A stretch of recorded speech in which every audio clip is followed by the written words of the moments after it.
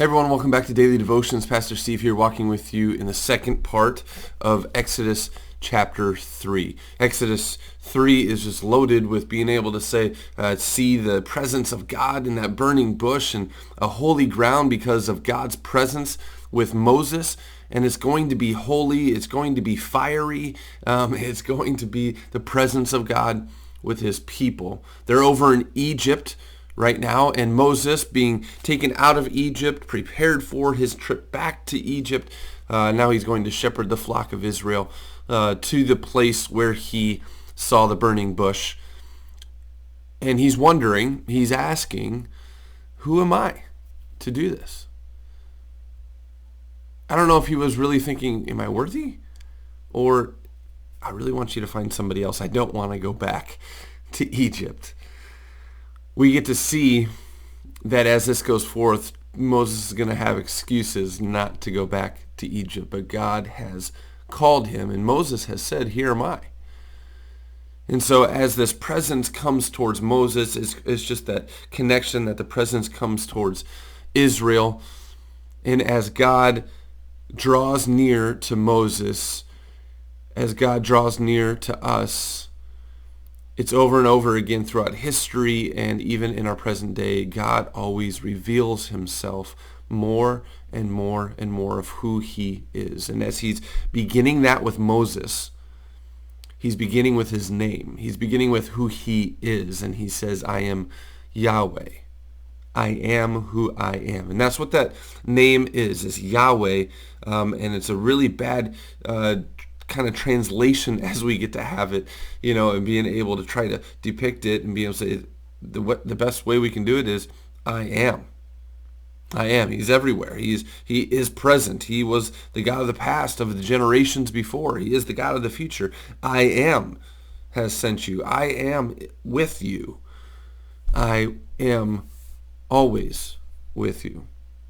And so as we get to see that unfold before Moses, he just continues to get deeper and deeper into the detail of what he is going to be towards the people. And so we begin in verse 14 as we capture again that name, and then he actually uses that name when we come upon the scriptures that has Lord in all capitals.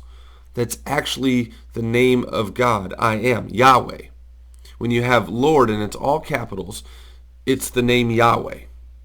So I'm actually going to be reading it that way instead of having Lord, so that we can just continue to remember back all the way through Exodus that it's I am, that it's the name of God, Yahweh, holy and present with his people. So verse 14 says, God said to Moses, I am who I am, Yahweh. This is what you are to say to the Israelites. Yahweh, I am, has sent me to you. God also said to Moses, say to the Israelites, Yahweh, the God of your fathers, the God of Abraham, the God of Isaac, and the God of Jacob, has sent me to you. This is my name forever, the name by which I am to be remembered from generation to generation. The God of Abraham, the God of Isaac, and the God of Jacob, the God of your forefathers, but the God of the Hebrews, the God of the covenant. Abraham has that covenant that is going to be a blessing. Abraham has that covenant. I'm just going to read it to you because I know I mentioned it last video, but I want to read it to you again. Genesis chapter 15, and listen in to the covenant that God is making, the promise that God is making to Abraham. That's verse 13. It says, Then the Lord said to him, Know for certain that your descendants will be strangers in a country not their own, and they will be enslaved and mistreated 400 years. But I will punish the nation they serve as slaves, and afterward they will come out with great possessions. They will plunder the nation that is ravaging them. They've been in Egypt for 400 years. God has heard their cry now. Moses has been prepared. He's going to head back to Egypt to bring his people out to a great land that they're going to be promised, the promised land. That's the covenant of coming back to this place of milk and honey. But they're also going to plunder Egypt. They're going to be rich, not in slavery, but rather they're going to plunder the possessions of Egypt for their provision going forward. And so it says, here is the covenant.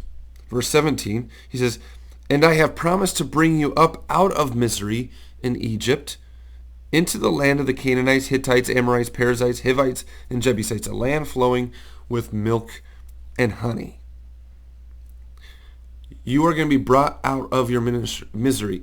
That alone is going to be able to tip their ears and being able to say, I want something different. And God can bring me to that. Here's the covenant he made long ago. Now here comes the fulfillment in the Exodus and the wanderings and in the walk towards the promised land. Verse 18. Verse 18. Go assemble the elders. Verse 16. That's what we just read. He gave that covenant there. Verse 18 is the elders of the Israel. Go assemble the elders. Tell them that the God of Abraham, Isaac, and Jacob. Go ahead and talk about their ancestors. Now bring this forward. It says, verse 18. The elders of Israel will listen to you. Then you and the elders are to go to the king of Egypt and say to him, Yahweh, the God of the Hebrews, has met with us. Let us take a 3-day journey into the desert to offer sacrifices to the Lord our God. But I know that the king of Egypt will not let you go unless a mighty hand compels him. So I will stretch out my hand, the mighty hand, and strike the Egyptians with all the wonders that I will perform among them. After that, he will let you go. Another promise. Here's the promise in the covenant that I said long ago to your ancestors. But here's another promise that I'm giving to you right now. Assemble the elders. They will listen to you. They're going to know the covenant. They're going to know the promise, and that they'll get to be a part of that promise. They're going to go to the king of Egypt with you. He's not going to let you go. I'm just giving you this future talk. But then a mighty hand will compel him. And he will, not he might, not he'll be persuaded. He will let you go. Verse 21. I will make the Egyptians favorably disposed toward this people, so that when you leave, you will not go empty-handed. From Genesis chapter 15, right? Every woman is to ask her neighbor and any woman living in her house for articles of silver and gold and for clothing, which you will put on your sons and daughters.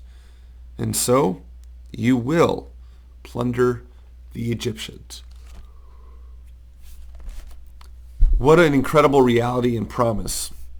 But I want you to just step forward once again of who are the Egyptians?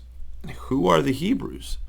At this time, at this hearing, the Hebrews are slaves, oppressed, under the thumb of the Egyptians, the greatest power in the world at that time.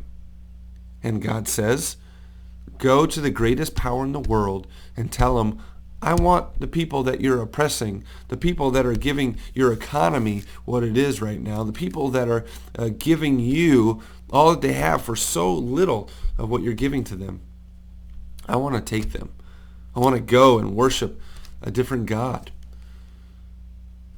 And the power, and the greatest power in the world at that point is going to say, yeah, go ahead and take them. No. But God will compel them to do so. And not only are they going to leave, not only will they be out of the misery of Egypt, but they will be well suited. They are going to be actually the great power in the world. They're going to take from the greatest power in the world. How? By the hand of Yahweh. So, if we can learn anything in Exodus chapter 3, it's that God is mighty and powerful. His presence, Moses was in awe of being able to draw close. And when we draw close, and when we're drawn close to God, he lets us know who he is more and more. And God, our God, is powerful. Our God is a mighty God. We think that there is things that we can't overcome. We think that there is power in this world that is just too much and overwhelming for us, just like the Egyptians for the Hebrews back then. Not for our God. Our God is mighty. Our God is most powerful. Nothing in this world can stand against him, can stand in the way of him completing his promises, fulfilling his mission. Nothing in all this world. So brothers and sisters, rely this day, hear this day, the great might and the power of our God. Nothing will stand against him. So let's walk with him. What a blessed day that'll be. Have a great day.